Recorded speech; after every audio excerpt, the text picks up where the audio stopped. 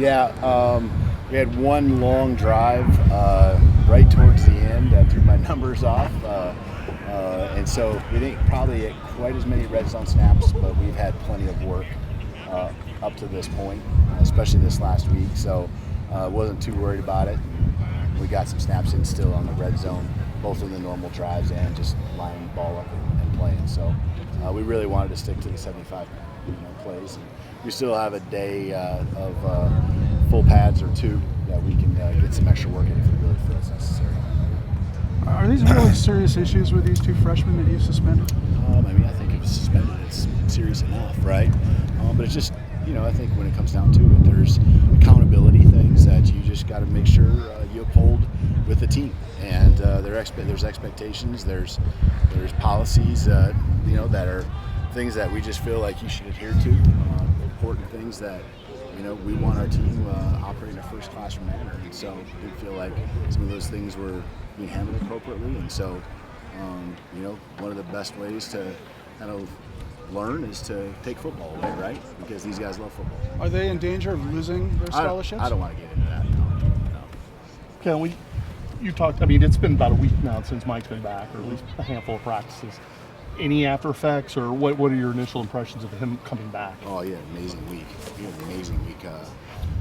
Come back and feel like, probably as strong, if not stronger than it was before at the beginning of the season, at the beginning of fall camp. So I thought he had an amazing week. Throwing the ball really well, accurate. He's throwing those balls from the hash to the sideline like we've all seen last year, maybe on another level. I was going to say, I know coaches constantly taking information or always kind of evaluating how things go.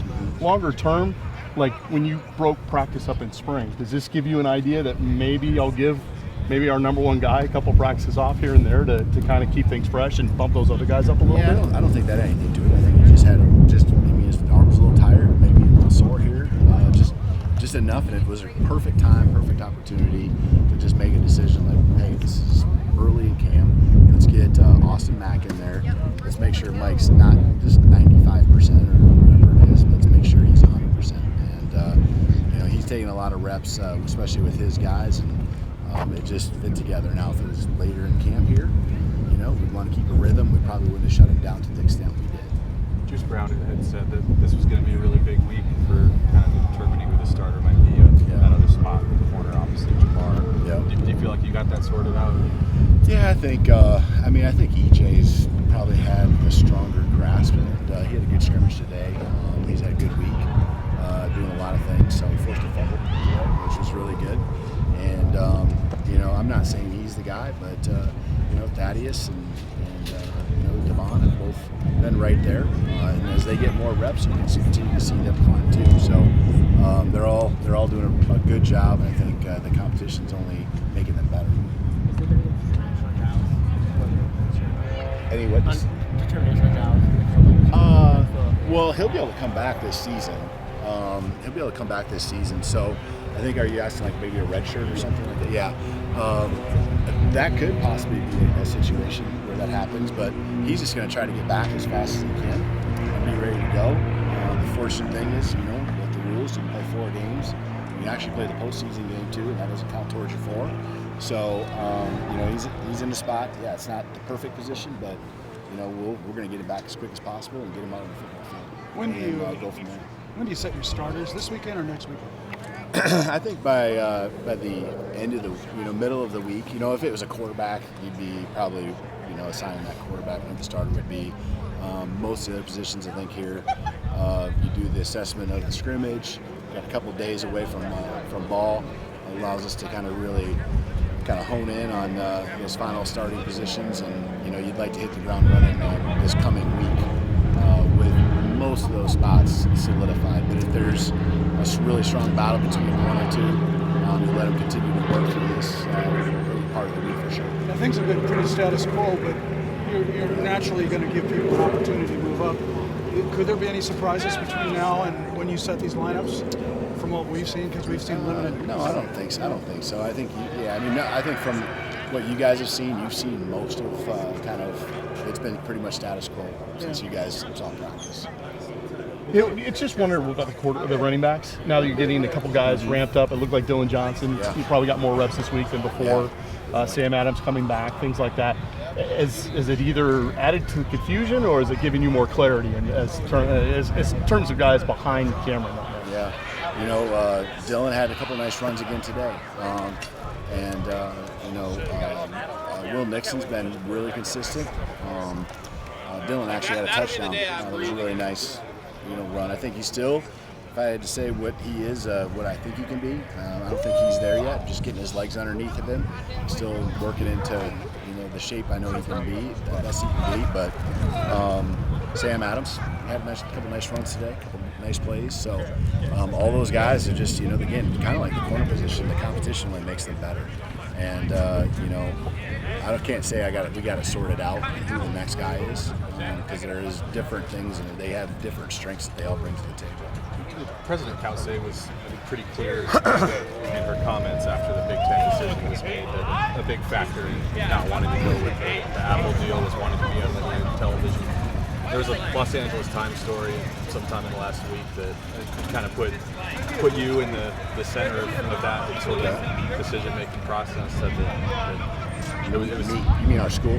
Well, it mentioned you specifically that you couldn't get behind the streaming deal. And I was just curious if you think that's a fair character. I don't think I've given that quote to anyone like that, but I do think that it's a tougher. I think it's tougher when it comes to the perception, the exposure that you're going to get if it was 100% streaming. So maybe that's what I said at one point, and someone took that and ran with it. But I think it is tougher, in the recruiting part, and I think just the perception of that.